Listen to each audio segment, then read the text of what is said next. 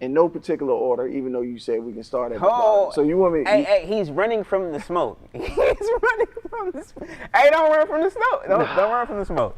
He asked me if I want the long-term relationship or the short-term. So I was like, well, what's the difference? He said, the short-term relationship is when Rashawn graduate, we're done. We're cutting ties. The long-term relationship is I'm going to take care of you as long as I'm alive. And I was like, man, that's real. You know, that's real. So, but then he also told me this, and nobody ain't never talked to me like this. He said, I don't care what kind of relationship you got with Rashawn and his mom, everybody got a price. For real, how you gonna talk that split? You gonna have to walk that walk with hits. It's a cold world outside, it's brick.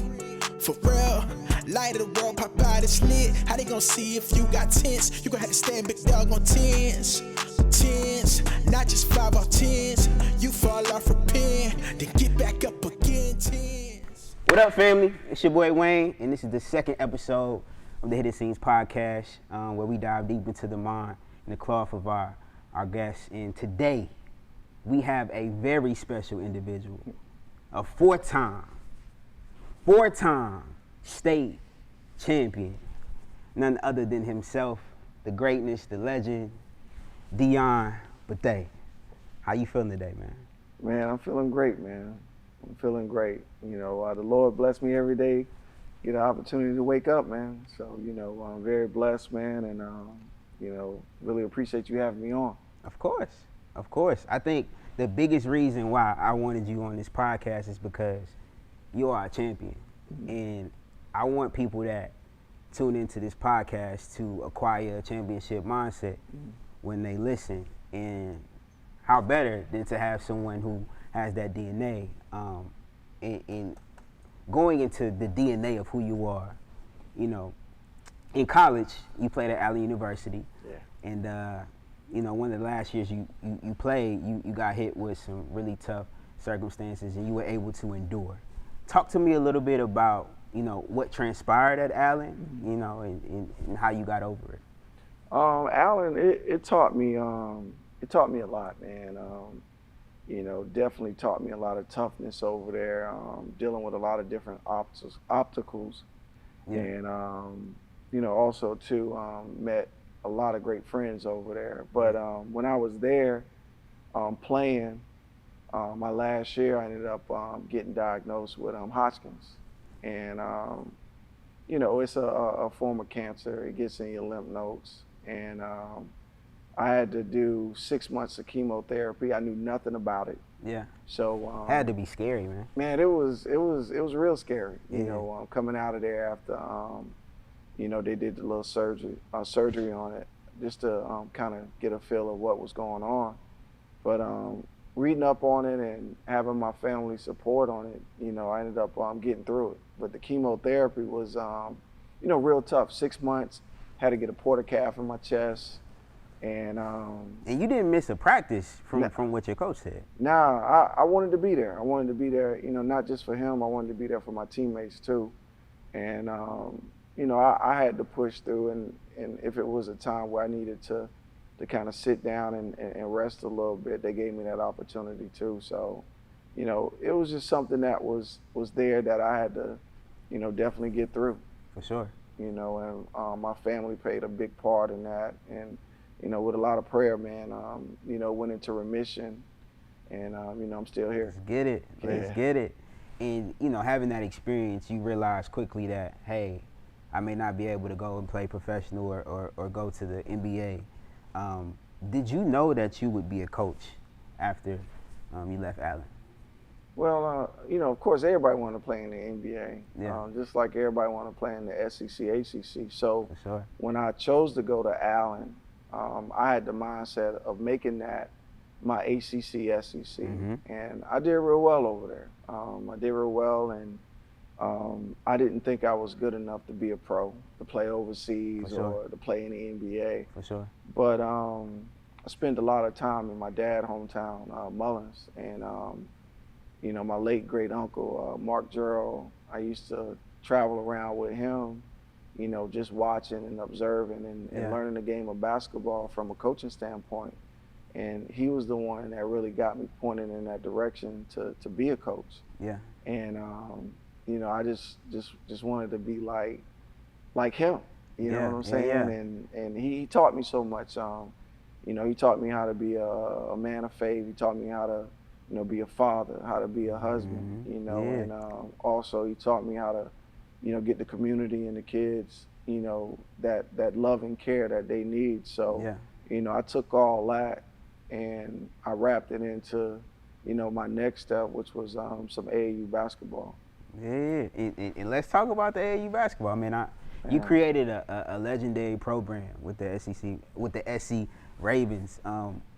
Start from the beginning and kind of tell us, what was the conceptualizing of creating the program, and then talk about the process of getting national recognition, and talk about the Nike deal. Let's take us deep. Well, like also too now, like I'm a genuine dude. So like when people around me, you sit there and you get like the real stuff, and you got to give like the proper respect to the people that did it first. Of course, in AAU in South Carolina, it was the Midlands AAU program, which I came through as well. I mean, I wasn't on one of those top 3 teams. I think I might have been on 4 or 5. Yeah. But they used to travel down to nationals and do real well. They had the best of the best in the state of South Carolina. And then you had a startup program, which it started over at Greenview Park, and I used to watch those guys, Top Sports, and Rob and Juan and them, they used to get in their little Astro van and take those kids everywhere. So it just happened that my cousin Gerard Gerald, the late great Gerard Gerald, and Raymond Felton just happened to be 2 guys that I used to follow around and watch them play. Yeah. And I was like, man, this might be something I want to do. So my uncle was like, well, why don't you try coaching Parks and Recreation first, just to kind of get a feel. And once I started doing that, started to identify like talent. And those guys asked me if I wanted to come under Top Sports. And I was like, well, y'all got that role and I want to do my own thing. For sure. So I ended up starting the Richland Ravens. Okay. And the Richland Ravens, of course, I grew up in Richland County. So a lot of the kids that we got out of the Richland County area.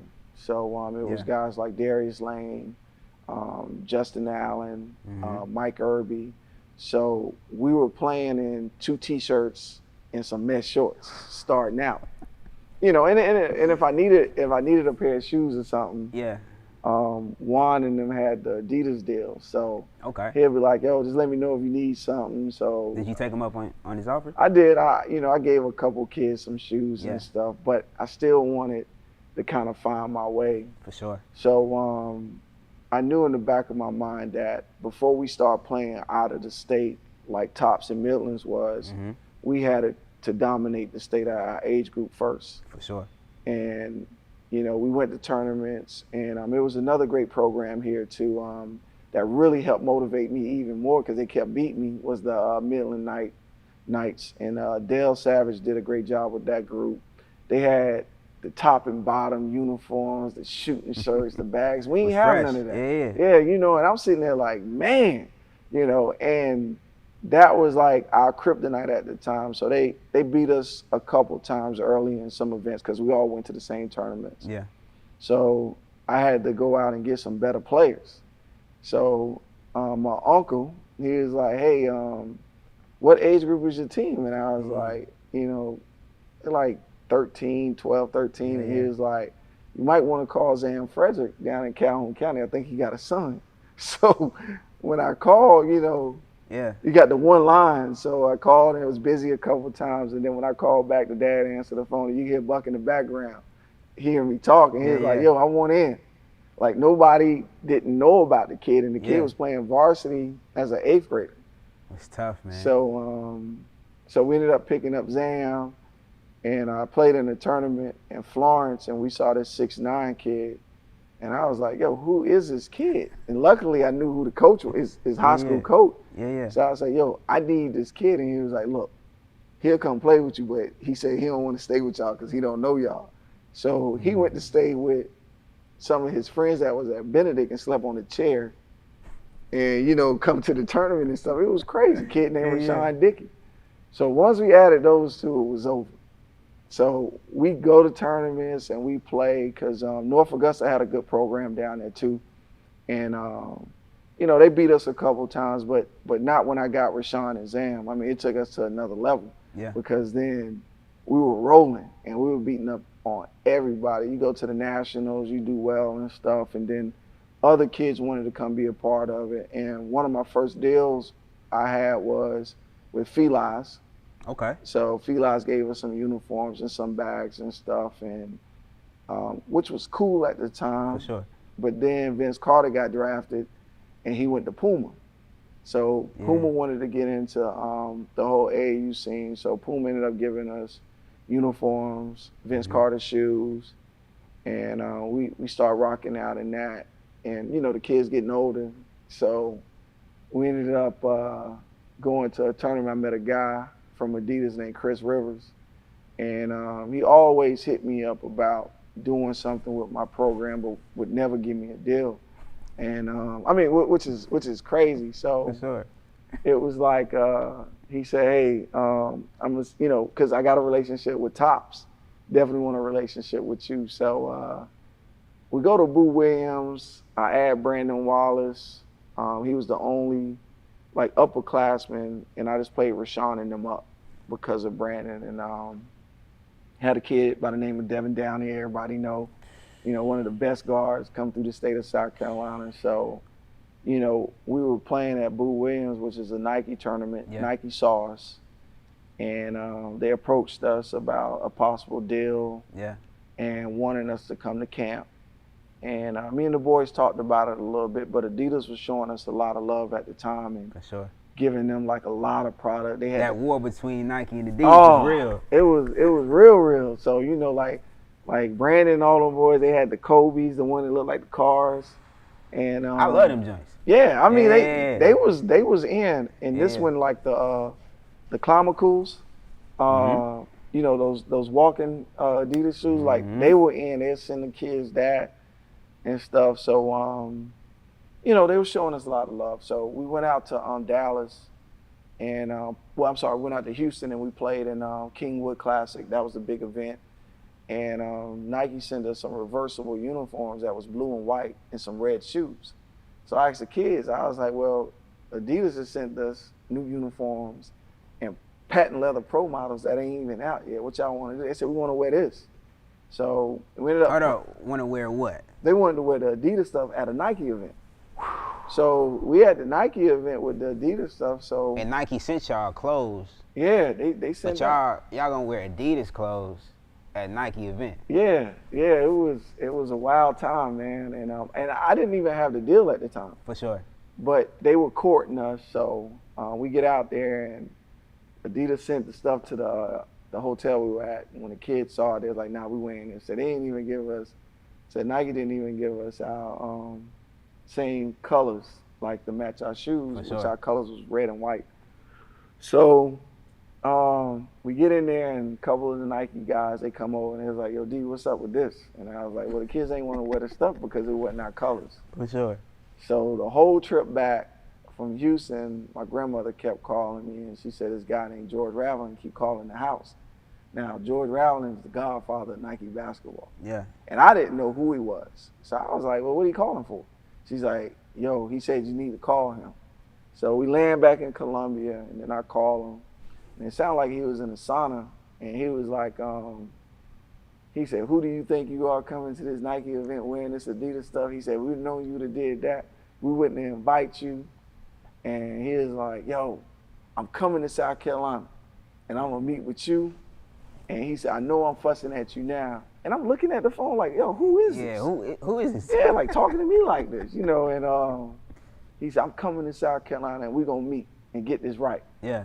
So hung the phone up, both of us hung the phone up, and Sean's mom called me, my 6'9" kid from Marlboro County, Yeah. and she said, hey, George Raveling coming in, you need to come to Florence, you need to meet him.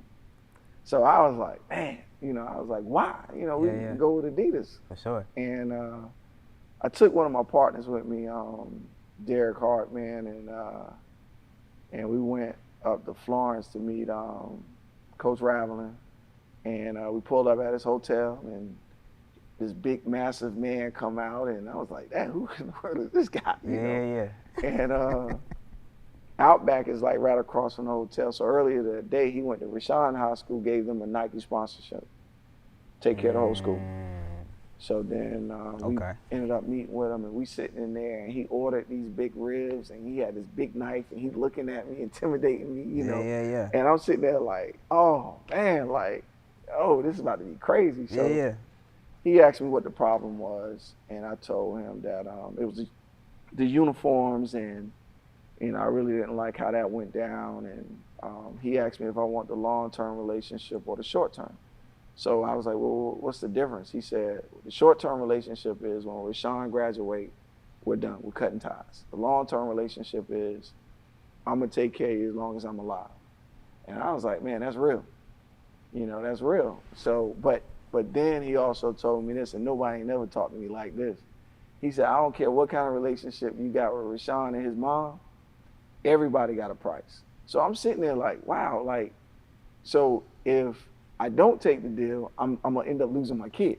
Yeah. You know what I'm saying? Yeah. You know, so I took the deal, and I walked out of there feeling good because I knew he was a man of his word. For sure. And I mean, he been taking, like, he made sure when I was doing the Ravens and stuff, he took care of me. He introduced me to all the right people at Nike, and now Tony Dorado with the Nike Elite High School, he take care of us here at Gray. So it's been a unbelievable relationship. You know, everybody at Nike, when they say you family and you win, that's really what it is. And they do a lot for myself and, you know, for my kids in the program, even with my coaches and stuff too. For sure. And just to clarify this, you didn't get the deal just because you had good kids. There was a level of value that you added to the program, a level of expertise that they seen, a level of leadership that they seen, that they say we can trust that guy with our money. Yeah. So when did you realize, like, yo, I am gifted as a coach? You transitioned from Allen, right? And now you're coaching the Ravens. When did you realize, oh man, I can really do this thing and do it at a high level? What game or what scenario, what place you were like, bro, I'm cold at coaching. Like, I'm elite. Oh yeah. Well, you know, like with the coaching and stuff, I had to get better. You know, any of my guys you talk to, like Zam and Brandon and those guys, I was a yeller. You know, like, you know, I was getting stuff from my uncle and trying to put it into play when I should have really been sitting back just letting them play. Yeah. You know, but we won a lot of games, we won tournaments and stuff like that. Guys went to school. Yeah. But what Rav saw in me was he saw that my heart was in the right place. Okay. He knew I was for the kids. Okay. But then too, he knew that I can go get anybody I needed for my program. You know, and then it wasn't no deals. Is that a skill set to be able to say, hey, I need this player and to go get them? Is that a personality type? Is that an ability to speak to kids and give them the purity of your heart and have them come? What is that? I think it's a little bit of all of it because, you know, if you think about it, you know, you got to be able to relate to them. So when I started out, I was young. Yeah. You know, so like. How young exactly were you? Man, I was in my 20s. I was in my mid-20s when I started out. And, you know, I was playing video games with them. Yeah. You know, playing video games with them. We eating out, you know, like all that stuff. So, you know, like to this day, like I can relate to the kids, like, because we talk about shoes, we talk about music and stuff, but then, you know, I can sit there and put on a suit or put on a nice outfit and they're like, yo, coach, you looking real fresh or, you know, whatever. But I just think now the times done changed. You really got to get to know who these kids are and they got to know that they can trust you and you care about them. Yeah. You know, so I think like with me, when I was starting out, that was the biggest thing, you know, like them trusting me and knowing what I was about. For sure. And you were 26 playing video games with kids that are like probably 8 to 7 years younger than you. How did you differentiate, hey, I'm the homie right here, playing games with them in the hotel, you know, talking shoes, talking game, potentially talking girls. Then boom, you get on the court. You say, hey, get in position. You know, like, don't do that. Like, I need you to go faster. How does the lens be like corrected from the kids seeing you as a homie and then seeing you as the coach? Like, what did you do specifically? Because I'm asking this because I believe that a lot of AAU coaches that are young and ambitious kind of have this struggle, this tension of wanting to be close and homies with the kids, but also wanting to be able to guide them on the court. Yeah, I think it's a level of respect, and I'm gonna use Zam for an example because to me, like him, Devin, like a lot of them guys are ultimate competitors. Yeah. But I'm gonna use Zam because of who he was back then and what he brought to the table. Like, he's the ultimate competitor, so he's already playing on championship teams with his dad. For sure. So he could sit there and it's like, yo, why I gotta sit there and listen to him? For sure, yeah. But I think a lot of it got to do with his parents and his inner circle. So a lot of those kids with their inner circle, Brandon Waller, for example, his dad was a high school coach. So when they came in, they knew that it had to be respect and trust there. So yeah, we hanging out and stuff, but then at the end of the day, we want to win too because they want to go to school. And they knew the college coaches was gonna call me. So it was like, look, you know, if you ain't performing and doing what you're supposed to do, you hurting yourself. You ain't hurting me. Facts. So it wasn't like no attitudes or any of that stuff. It was like, look, if Dion said it, then that's what it is. Yeah. And if we sit there and I'm fussing at him and yelling and all that stuff, they never took it personal. They knew like he only wanted the best out of us because he wanted us to get an opportunity to go to school. We had the best events, we get the best gear, go out here and produce and play. That's it. Facts. So, you know, and that's how it worked out for all those guys, man. They worked on their games. You know, we didn't have like trainers back then. You know, those kids like in their backyard or their friend's house. Or work, man. Yeah, and just putting the time in. So when I got them and we playing, it's like, yo, it's go time. You know, you playing against Daniel Gibson, you playing against Al Jefferson. You know, like every night it was somebody. So you know, like you couldn't hide from nobody. You had to sit there and show. Yeah, crazy. And you talked about kids having parents that already were coaches and kind of already introduced the game to them, so they had that level of respect. Now, being at Gray Collegiate Academy, you won 4 state championships, right? What I hear a lot from coaches is, you know, the biggest struggle sometimes isn't the players, it's the parents. It's the parents' inability to buy in. Their inability to trust me, their inability to be a human being that can communicate with me when they have issues. How do you balance that parent relationship when coaching kids, and how have you been successful at that, or have you struggled in that area, even with winning 4 state championships? No, I think we've been fine in that area because the parents, they trust the process and they see the vision. You know, if I'm sitting there and I put the vision out there in front of them and tell them like, look, if you trust us, let us sit there and coach your kid. Yeah. And you just sit back. You know, we can help you with the college stuff if need be. But my parents, you know, like it's little things. They want to know where we staying at. You know, what time we leaving. You know, what time the pregame meal need to be ready. But they don't question playing time or any of that stuff because they trust not only myself, but they trust the assistant coaches too. Now, you might have some that might want to have some conversations every now and then. For sure. Rightfully so. Yeah, but then too, like, I don't have a problem with them coming and watch practice. So, you know, if it's something that you feel like need to be better, well, come see it. You know, but I don't sit there and try to hide anything from them. You know, my biggest thing is if I'm honest and I'm open to them, like, look, you know, he's not a high-level Division I guy. He's a mid-major. So maybe we need to sit there and focus on that, or, you know, Division II, or, you know, whatever it may be.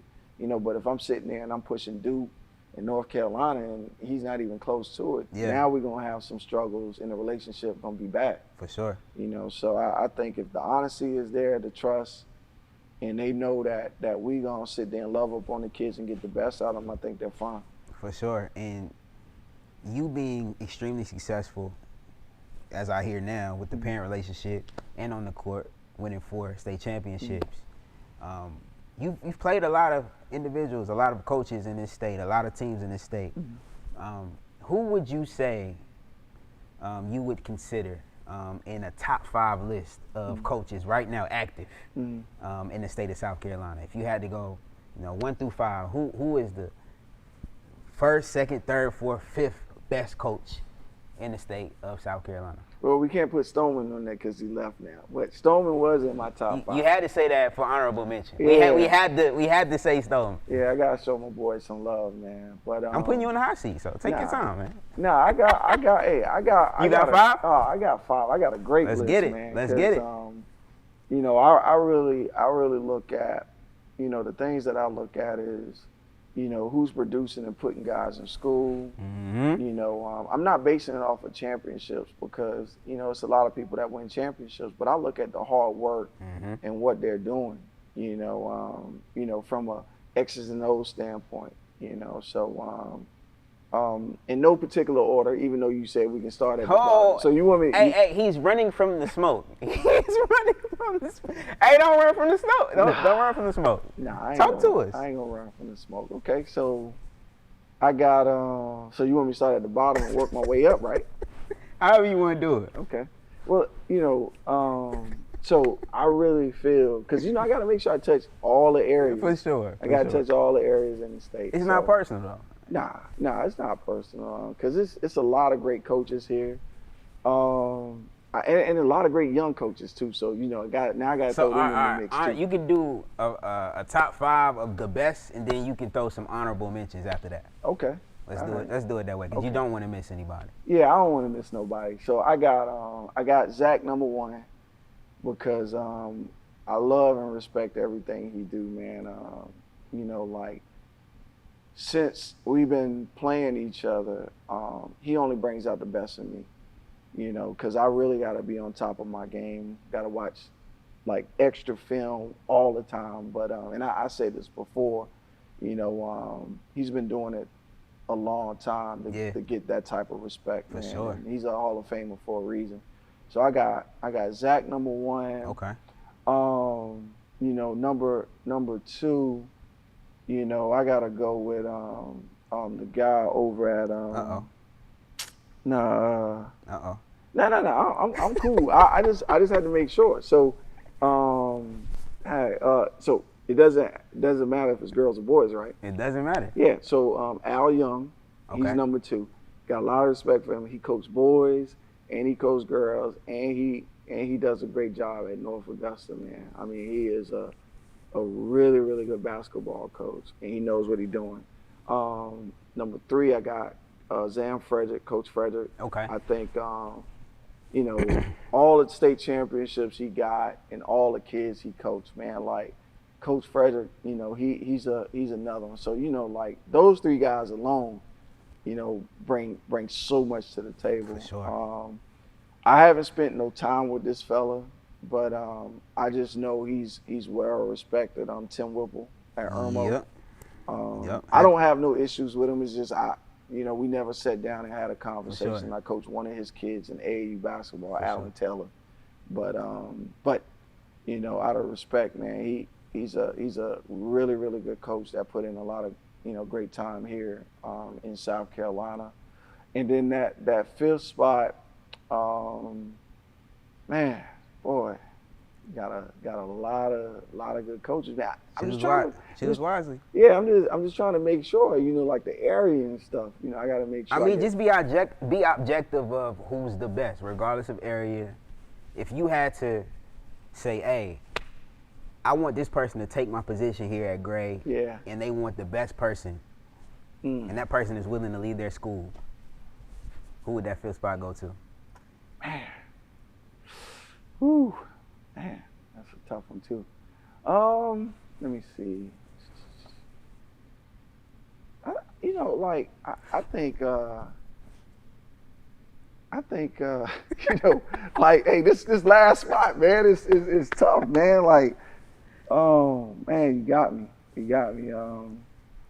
Man, this 5th spot, because you got a lot of great schools, man. A lot of great schools. A lot of great schools, a lot of great coaches. Willie Thomas. I'm going with Willie Thomas, man. Holly Hill. Well, he was at Holly Hill. He's at OW now. And I'm giving Willie his roses and his respect because he's the second best dress coach in South Carolina behind me. And he got championships, and he know what he's doing. Okay. So Willie is number 5. Boom, For sure. there it is. That's a great list right there, though. For sure. So you got Zach. Zach, Coach Frederick. Okay. Zach, Coach Frederick, Al Young at North Augusta. We got Willie Thomas. And you got Tim Whipple. And Tim Whipple. Boom, there it is.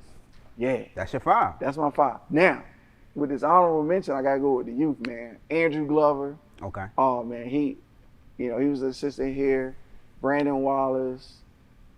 This sound like really biased. I'm just letting you know. Oh, no. Yeah. Nah, Brian Brown. Okay, there we go. Cause that's Brian, my boy. Josh Staley. I gotta go with that youth movement. Carlos Powell, Quentin Hollis. Mm-hmm. I think Cephas does a great job at Spring Valley too. I really like him. And then I got to give my boy some props too, because Ben Lee over at River Bluff winning the state championship. That was huge. He's definitely one. Can't forget about Thomas Ryan. He does a great job at Dorman too. He won multiple championships. Yep. But yeah, so, anybody else I miss, listen, you know what I'm saying? Like, I got love for everybody, but I like those guys. And then, even like they got a lot of great assistant coaches too, man. A lot of great assistant coaches. Yeah, we can't go down that rabbit hole. That's that's a little different. That's when you talk about assistants. You told me earlier you have you actually said you have the best assistant coaching staff in the state. Oh yeah. Why do you feel that way? And how would you even know that if you like what dictates a coach's assistant staff being great? Well, my weaknesses. So, like, for one, I'm not very organized. I'm getting better. But Mark Cooper, our director of basketball operations, he does our schedule. He keeps everything in line when we travel into these events to make sure everything is done right. He does everything that I don't do. So he plays a key role into it. Junior Laurie and Lewis Dreer, 2 guys that played for the late, great George Glimp, and they brought their winning traditions over here and added to what we're doing here at Gray. Both of those guys are great at offensive stuff, defensive stuff, but they got a great knowledge and feel for the game. But then too, Thurman Zimmerman, another guy, played at Keenan, South Carolina State, and just went into the Hall of Fame. Like, his skill development and what he brings to my program as far as relating to the kids. Did you just get him? Yeah, Thurman, this is his first year here at Great Collegiate Academy. Yeah, because he was at AC Florida, correct? Yeah, he was. Yeah, God works in mysterious ways, and it just happened to work out for us. That is a steal. Man, it is, man. He sit at the front of the bench with me. Yeah. So he's going to be a great head coach one day, whenever he decides that he's ready. But, and can't forget about Thomas Perez, man. And Thomas does everything. I mean, he drives the bus. Skill development. He's here first in practice. He last to leave, helping develop the guys and get them going. So, that's why I say my staff, is definitely one of the best, if not the best in the state, because of what they bring to the table of all the success that we had here at Great Collegiate Academy. That's incredible, man. And my second to last question is this. You can give me a top 5, or I low-key would want to put a little more pressure on you and ask you, who is the best player that you've ever coached? Here at Gray, you can get one there, and then with the Ravens. Man. Yeah. Well, I got one even better for you. So I can give you 5 from here, and I give you 5 from the Ravens. Always running from this. Nah, I mean, because all of them are good. Give me 5. They're great. So we'll start with the Ravens first. Of course, Brandon Wallace, Devin Downey, Zam Frederick. Nobody ain't never seen nobody like Rashawn Dickey. Rashawn Dickey was just different. And then you can't forget about Mike Jones. Mike Jones was probably one of the best ever to come through South Carolina, to never have an opportunity. Okay, yeah, you got to say that second part. Yeah, you know what I'm saying? But super talented. That's the guy that went to Lower Richland and then went to Syracuse. Yeah. Yeah. Yeah. I mean, I used to hear stories about him. Nah, real deal. I mean, Yeah. like he was gifted. And I tell my boys this all the time, because, you know, like, everything is about lessons of what happened in the past and how you Yeah. can make sure you make it right the second time around. You can have millions of dollars over here, or you can have everything that you're gonna have to really work for over here, but it don't go right. Okay, so when you picking your circle of friends that you want around you, I'm not gonna have people around me that's sitting there saying, yeah, it's cool for us to sit here and do this and that, because it's not cool. Because if they sitting there telling you that, they're not gonna give you an opportunity to get up out of here. But if you got those guys with you that's sitting there saying like, nah, D, it's time for us to leave. Nah, we don't need to be doing this. Yeah. You know what I'm saying? And prime example, your guy, John Morant. Look Yeah. at John. Yeah. Like when you got a team behind you that's gonna make sure they got your back and you ain't gonna do nothing stupid or crazy, it makes a whole lot different. Facts. Because like I said, now if you got yes men and people that's gonna sit there and let you do what you want, let me know how that work out for you, because we done seen it before. We done seen it too many times. Yeah, so you know, like I said, man, it's a lesson learned, and you know, you just got to keep preaching to those kids like, nah, make sure the people you have around you are good people and not giving you the wrong information. Facts. So, you know, but that's my 5 with the Ravens. And then you know, here at Gray, man, boy, we done had some dudes. You know, I think Jalik Felton is definitely one. Okay. I think Tommy Bruner is definitely one. Juwan Gary. And then when you talk about those last 2 spots, man, like, man, you know, I think Khalil Robinson is on there, because has to be ultimate point guard. Has to be. So that's 4. Yeah, and then that last one, you know, I could probably go Mike Marsh, but I think, man, you can go Chase McDuffie, man. Man, I mean, Tars Watson. You know what I'm saying? I like how he wailing and sneaking around. He's like naming names, but he's not. Yeah, that last one. But you know, I'm gonna go with Mike Marsh, and the reason I'm gonna go with Mike Marsh is Mike Marsh probably is arguably the best big man to come out of Great Collegiate Academy. And Mike told me he was gonna give me my first championship. Yeah, because we lost his junior year with Jalik. Yeah. And then when we was walking out of the tunnel to the bus to get back to Columbia after we lost, he told me, he said, Coach, don't worry about it, keep your head up. He said, I'm gonna get you your first one next year. And he got me our first one. That's super cool, man. Yeah, that was real. That's super cool. So I've heard pretty much a full gambit and landscape of how you've ascended to the place you're at now. But what's next? I see you're creating a brand. You're doing tournaments and events and things of that nature. You know, what's next? Will you be staying here at Gray, or will you be branching off and doing other things? Let us know. Well, you know, before I answer that, man, about the events and the stuff I got going on and the success that I've been having, I can't, you know, like not, you know, put this in the interview, man. My wife, man, she is very important to my success. You know, behind every great man is a great woman. And she's incredible because, you know, the time that I invest into basketball and the stuff that I'm doing, she got to hold everything down at home with our 2 girls. And, you know, that's what really makes me grind even harder for them, you know, to make sure that they have what they need, you know. So she's a big part of that. Yeah. She just started her own event management company. Sweet. SJB Management. So she did my event last year and this year. And then she got an event in December that she's doing. That's dope.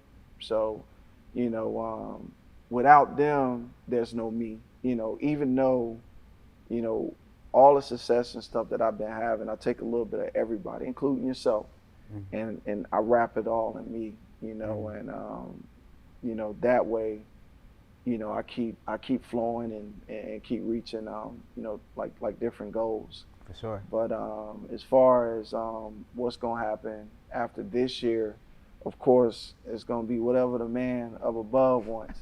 And I'm not backing out of it. I mean, Nah, you that's know, a good answer. yeah, because like he knows, and he's gonna make sure he point me in the right direction because, I know one thing. I'm not gonna sit there and go to another high school. I'm not doing that. Gray has been unbelievable to me, man. Like they've been so great, and the community, the parents, the kids, the faculty and staff and administration, like everybody here has been nothing but great to me. So, but if something does pop up that I can't sit there and turn down that can really benefit me and my family, then, I'm gonna definitely take a look at it and see, but I definitely want to make sure it's the right situation and the right fit, so. For sure. Well, I'll definitely be praying for you. I'm proud of you, and I'm grateful that we got a chance to sit down and discuss some of these things that I've been wondering. That's why I call this podcast Hidden Scenes, because I want to know, not only the cloth you cut from, but the things that holds that cloth together. So I saw that, and I'm definitely appreciative, and I'll be praying that potentially you guys get that, that 5th championship. We And working, that man. you get to the top, man. But until next time, I love y'all. Peace. For real, how you gonna talk that split? You gonna have to walk that walk with hits. It's a cold world outside, it's brick. For real, light of the world, pop out, it's lit. How they gonna see if you got tents? You gonna have to stand big dog on 10.